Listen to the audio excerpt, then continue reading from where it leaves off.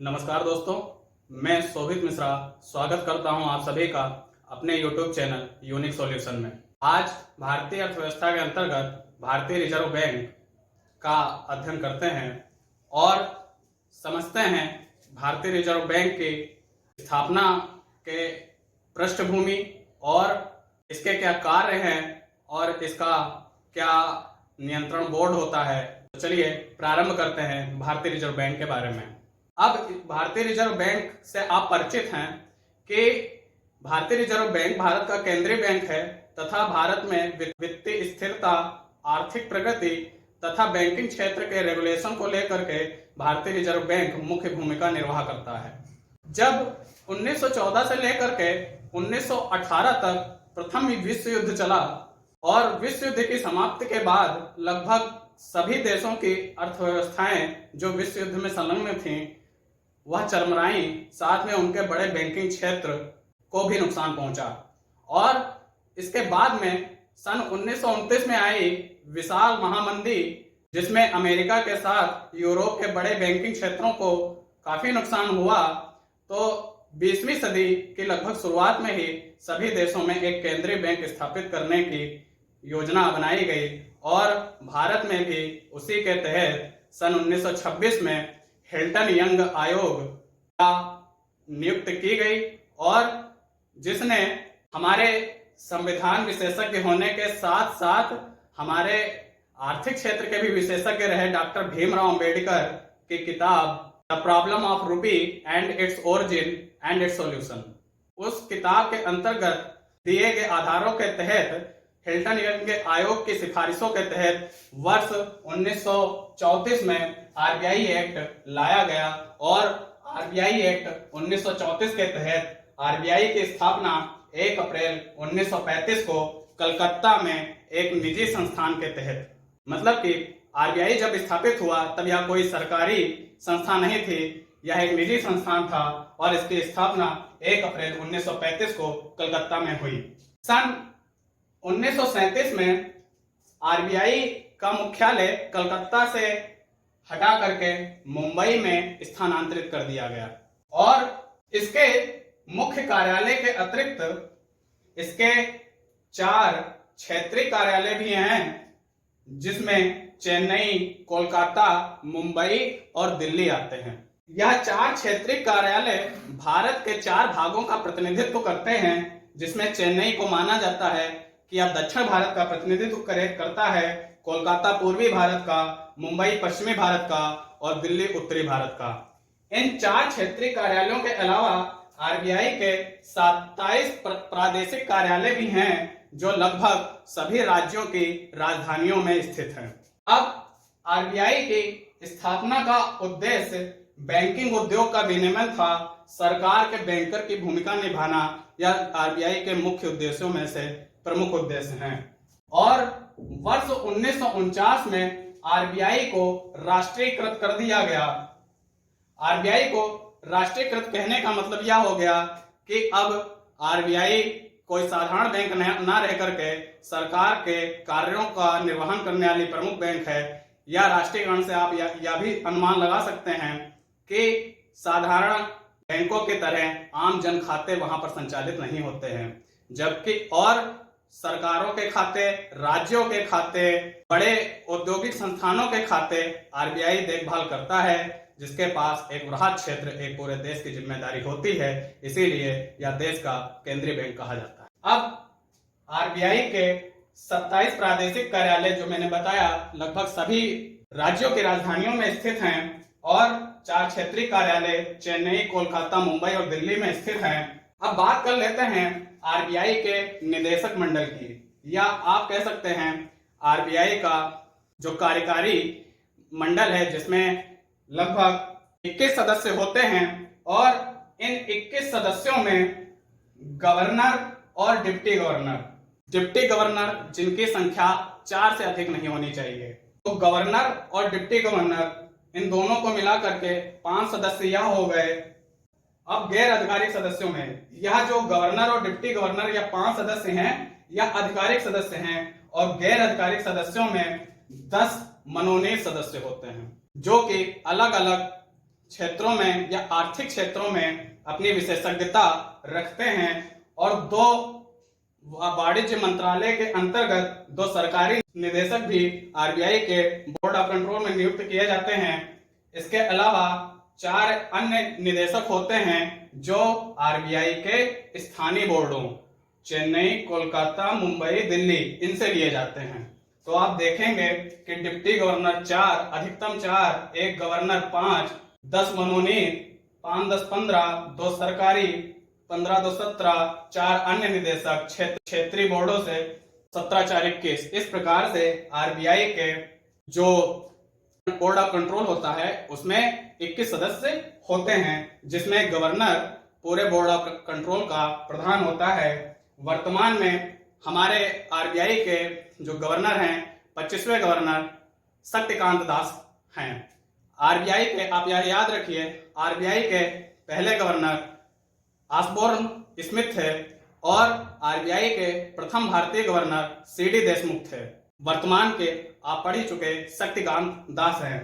इसके अलावा जो 4 डिप्टी गवर्नर हैं उसमें वर्तमान में टी रविशंकर, जो कि बीपी कानूनगो की जगह अभी जल्द में ही आए हुए हैं।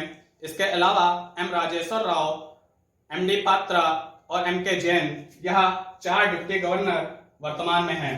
अब आरबीआई के इन गवर्नर को नियुक्त करता जो है वह हमारा प्रधानमंत्री कार्यालय है, या आप कह सकते हैं केंद्र सरकार की तरफ से आरबीआई के गवर्नर की नियुक्ति की जाती है।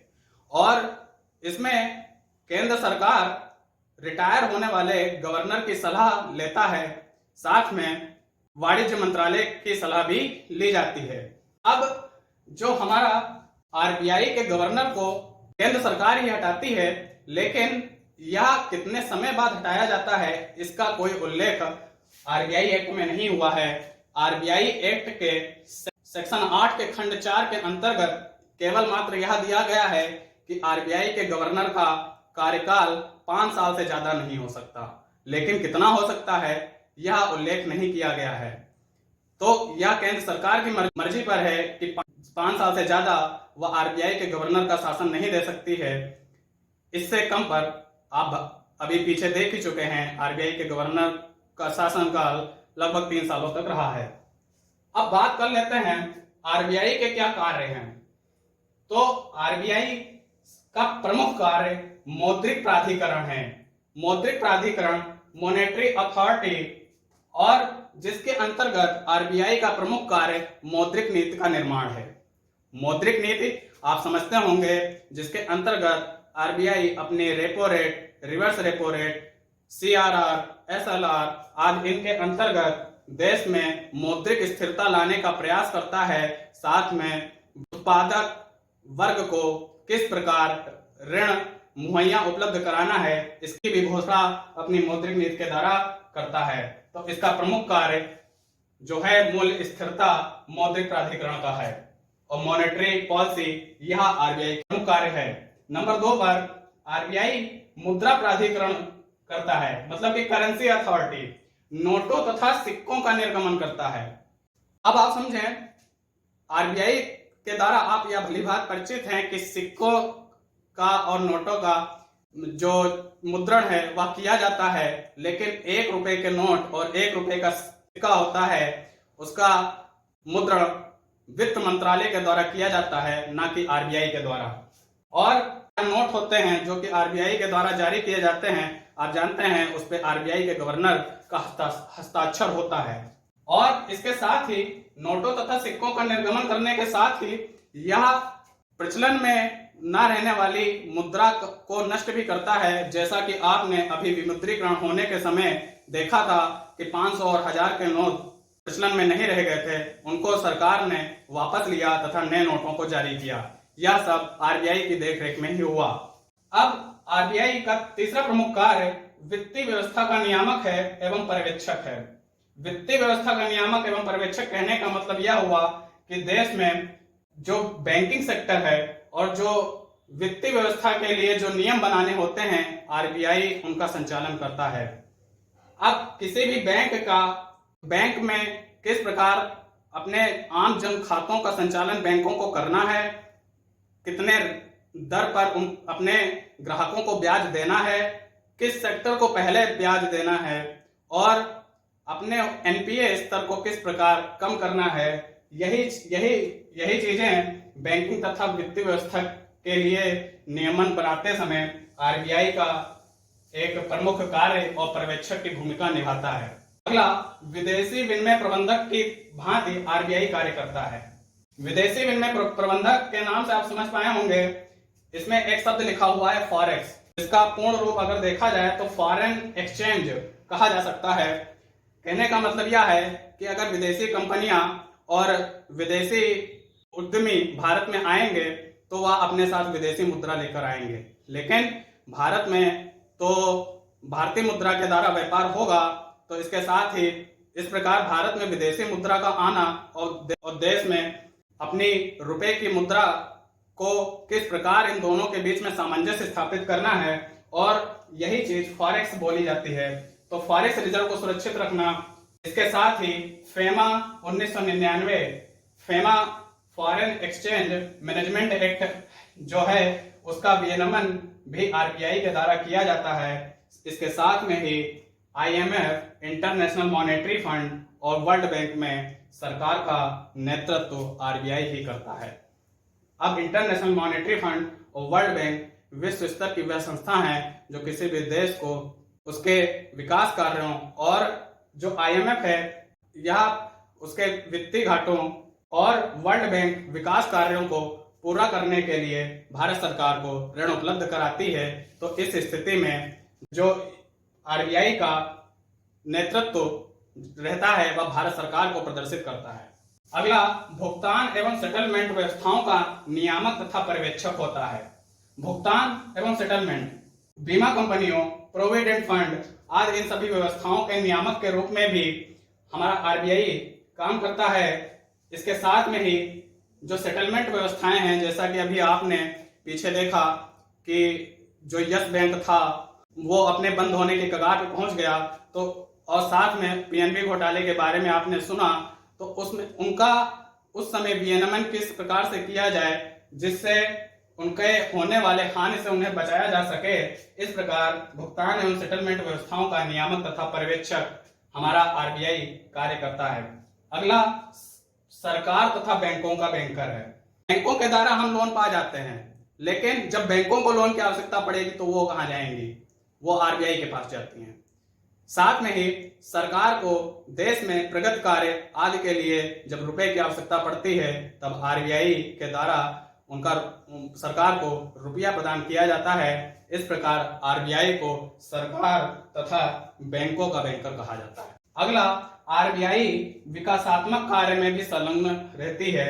इस प्रकार के विकासात्मक कार्य आप देखेंगे, आईडीबीआई जो कि industrial development bank of India है, उसकी स्थापना SIDBI small industries development bank of India, NABARD, national bank for agriculture research and development, EXIM export import bank और एनएचपी नेशनल हाउसिंग बैंक, यह सारी ऐसी संस्थाएं हैं जो देश में विकासात्मक कार्य आदि को करने में अपनी महत्वपूर्ण भूमिका निभाती हैं। इन सबकी स्थापना में आरबीआई का प्रमुख योगदान रहा है।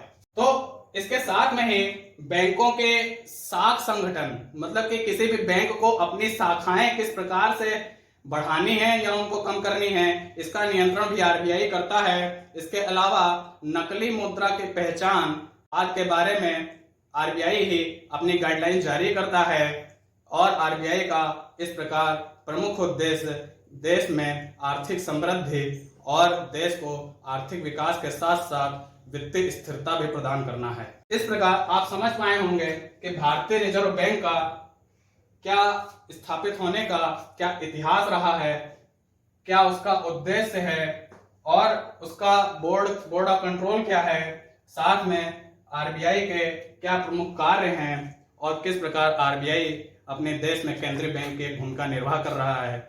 उम्मीद है आपको यह वीडियो पसंद में आया होगा। साथ में आप वीडियो को लाइक करें, शेयर करें और चैनल को सब्सक्राइब करें। धन्यवाद।